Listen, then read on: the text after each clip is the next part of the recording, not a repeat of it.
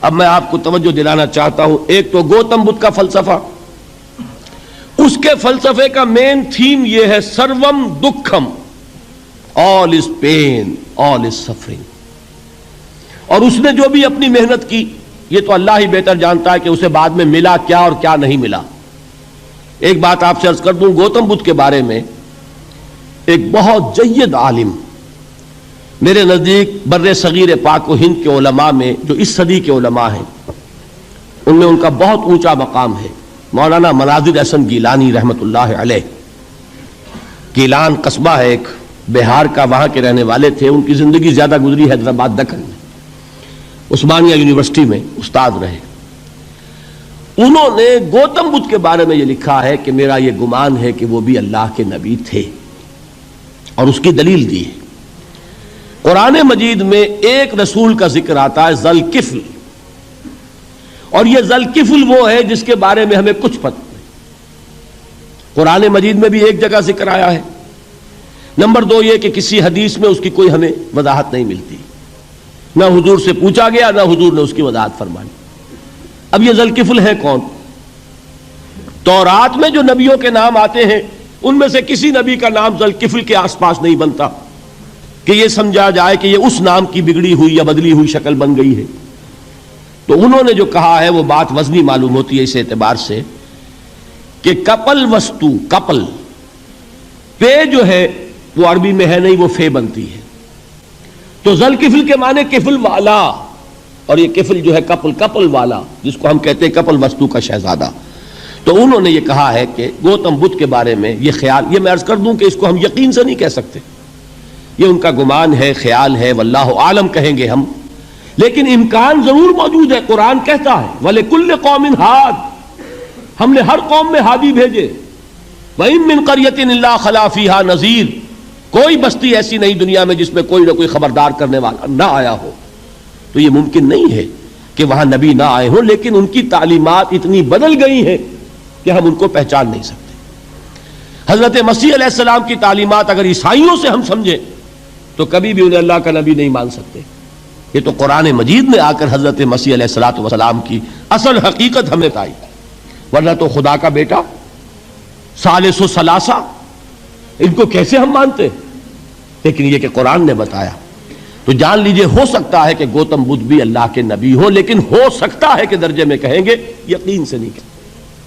بہرحال گوتم بدھ نے اس دکھ، رنج، صدمہ، غم جو انسان کا مقدر ہے اس کا مشاہدہ کیا، اور پھر تپسیائیں کی، علم حاصل کیا، رشیوں منوں کے پاس گیا.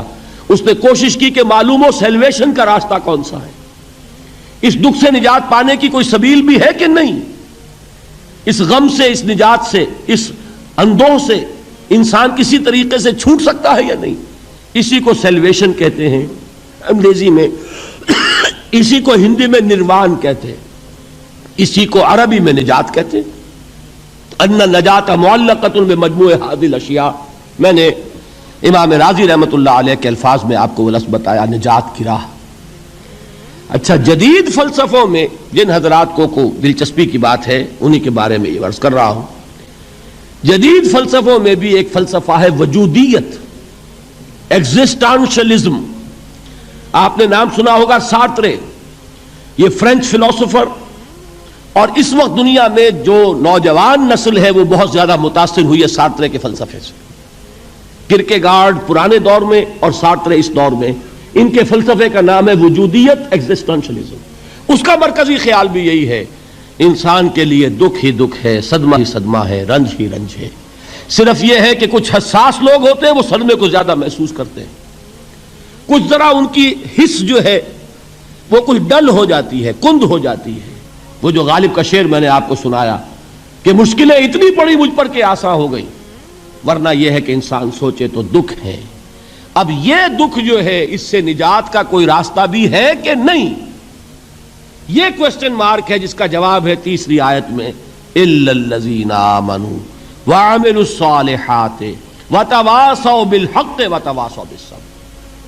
جو ایک نا امیدی کی کیفیت طاری ہوتی ہے، والعصر ان الانسان لفی خسر، زمانے کی قسم ہے تمام انسان برباد ہونے والے ہیں، تباہی میں ہیں، گھاٹے میں ہیں، ٹوٹے میں ہیں. اس سے جو ایک مایوس کن صورتحال سامنے آتی ہے، اس مایوسی سے نجات دلانے والی آیت ہے تیسری آیت۔ ایک راستہ ہے، یہ امید کی کرن ہے، تباہی سے بچ سکتے ہو، ابدی بربادی وہ بربادی۔ یہاں تو یہ ہے کہ ہم نے مشقتیں اٹھا لیں، فاقے جھیل لیے، تکلیفیں برداشت کر لیں، سمے برداشت کر لیے، لیکن موت آئی، اس کا خاتمہ ہو گیا۔ لیکن اس کے بعد اگر خدا نہ خواستہ جہنم میں جھونک دیے گئے، وہ ابد الآباد تک کی، وہ ہمیشہ کی جلن۔ قرآن کہتا ہے کہ اگر ایک کھال جل جائے گی، جھلس جائے گی، اللہ اور کھال دے دے گا۔ دیکھیے یہ بھی جدید دور میں آپ کو معلوم ہوگا، بورس بکائی نے جو کتاب لکھی ہے، دی فرینچ سرجن، اس نے ثابت کیا ہے کہ قرآن مجید نے جتنے نیچرل فینومینا کا حوالہ دیا ہے وہ بالکل سائنس کے مطابق ہے۔ آج ہمیں یہ معلوم ہے کہ حس جو ہے وہ صرف کھال میں ہوتی ہے، کھال حساس ہوتی ہے، کھال اتر جائے نیچے جو ہے گوشت جلے گا، آپ کو تکلیف نہیں ہوگی۔ معلوم قرآن نے کہا ہے کہ جب کھالیں ان کی جھلس جائیں گی، ہم نئی کھال دے دیں گے تاکہ وہ سوزش جو ہے، وہ جلن کا احساس برقرار رہے، وہ ختم ہونے نہ پائے۔ حالانکہ اس کی ضرورت نہیں ہے، اگر اندر کا گوشت بھی حس والا ہوتا تو پھر کھال دوبارہ عطا کرنے کی ضرورت نہیں ہے، گوشت جلے گا، اس سے بھی جلن کا اور سوزش کا احساس ہو جائے گا۔ لیکن قرآن کہتا ہے کہ نہیں، کلما نضجت جلودہم بدلنا لہم جلودا غیرہا، جب ان کی کھالیں جھلس جائیں گی، جل جائیں گی، ہم ان کی کھالیں بدل دیں گے تاکہ وہ سوزش برقرار رہے۔ ثم لا يموت فیہا ولا یحیا، پھر نہ وہ اس میں جی سکے گا نہ مر سکے گا، نہ زندوں میں ہوگا نہ مردوں میں ہوگا۔ موت کو پکارے گا، کاش کہ موت آ جائے جو مجھے اس مشقت سے اور مشکل سے چھٹکارا دلا دے۔ وہ موت جس سے اس وقت ہم بھاگتے ہیں، اگر خدا نہ خواستہ اس جہنم میں جھونکے گئے تو پھر موت کو پکاریں گے اور موت نہیں آئے گی۔ اس عذاب سے، اس ابدی ناکامی سے، اس خسران سے، اس ابدی ہلاکت سے بچنے کا کوئی راستہ ہے؟ وہ جو میدان حشر میں پکاریں گے لوگ، این المفر، کوئی جائے فرار ہے، کوئی جائے پناہ ہے؟ وہ جائے فرار، وہ جائے پناہ اس دنیا میں اللہ نے ہمیں عطا فرمائی، اسی کا نام صراط مستقیم ہے۔ الا الذین آمنوا وعملوا الصالحات وتواصوا بالحق وتواصوا بالصبر، ایک راستہ ہے، اس کے یہ چار نشان ہائے راہ ہیں، سنگ ہائے میل ہیں۔ پہلا ایمان، دوسرا عمل صالح، تیسرا تواصی بالحق، چوتھا تواصی بالصبر۔ اس صراط مستقیم پر بچو گے، نروان حاصل ہو جائے گا، نجات حاصل ہو جائے گی، کامیابی سے ہمکنار ہو جاؤ گے، اس ابدی خسران سے نجات پا جاؤ گے